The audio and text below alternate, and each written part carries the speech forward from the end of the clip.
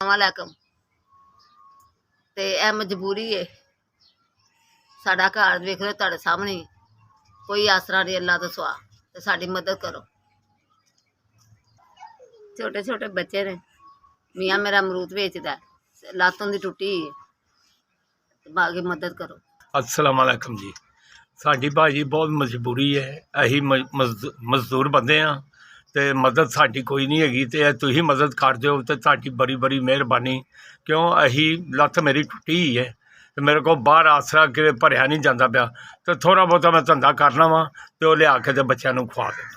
घर के हालात भी वेख ला जे किहो जे ने तो निक्के निक्के बच्चे ने सारे मेहरबानी है साडी।